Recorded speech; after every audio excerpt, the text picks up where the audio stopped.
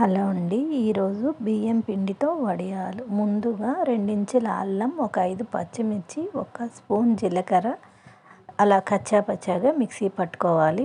ఈ గ్లాస్తో 7 గ్లాసులు నీళ్ళు, అంటే ఒక గ్లాస్ పిండికి 7 గ్లాసులు వాటర్. 2 గ్లాసుల పిండి తీసుకుంటున్నాను. 14 గ్లాసులు వాటర్ పక్కన పెద్ద గిన్నె పెట్టుకొని బాగా మరిగించుకోవాలి.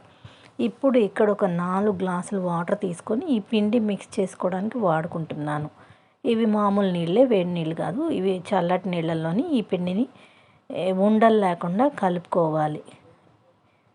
పొడి పిండేనండి, తడి పిండి కాదు. ఇప్పుడు ఈ పిండిని బాగా ఉండలు లేకుండా కలుపుకొని పక్కన ఉంచుకోవాలి. మనం 1కి 7 గ్లాసులు వాటర్ తీసుకున్నాం కదా పక్కన, అంటే 2 గ్లాసులకి 14 గ్లాసులు వాటర్ బాగా మరిగించుకోవాలి. పెద్ద గిన్నె తీసుకోవాలండి.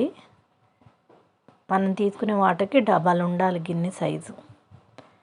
అందులో తగినంత ఉప్పు వేసి మనం ముందుగా మిక్సీ పట్టుకున్న జీలకర్ర, అల్లం, పచ్చిమిర్చి పేస్ట్ని కూడా వేసి బాగా మరిగించుకొని, ఇప్పుడు ఈ పిండి ఉండలు లేకుండా ఆ నీళ్ళు బాగా తెల్ల కాగాలండి. ఇందులో రుచికి సరిపడా ఉప్పు కూడా వేసేసుకోవాలి.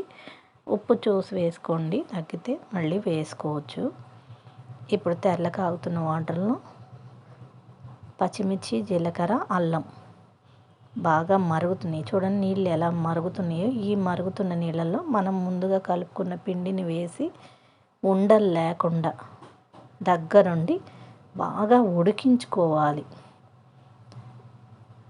బాగా ఉడికితేనే వడియాలు చక్కగా వస్తాయి. మనం వేయంగానే చిక్కపడుతుంది, అలా అని స్టవ్ బంద్ చేయకూడదు. బాగా దగ్గరికి ఉడకాలి, పిండి బబుల్స్ లాగా రావాలి. ఈ విధంగా గమ్మిగా రావాలి. దీన్ని కొంచెం సేపు ఆరబెట్టుకొని ముందుగా మనం ఒక క్లాత్ని, లేదంటే వడియాలు ఆరబెట్టే కవర్లు ఉంటే వాటి మీద కూడా పెట్టుకోవచ్చు. నేను ఒక క్లాత్ని తడిపి మంచం వేసి ఈ విధంగా లైన్గా వడియాల్ని పెట్టుకుంటున్నాను.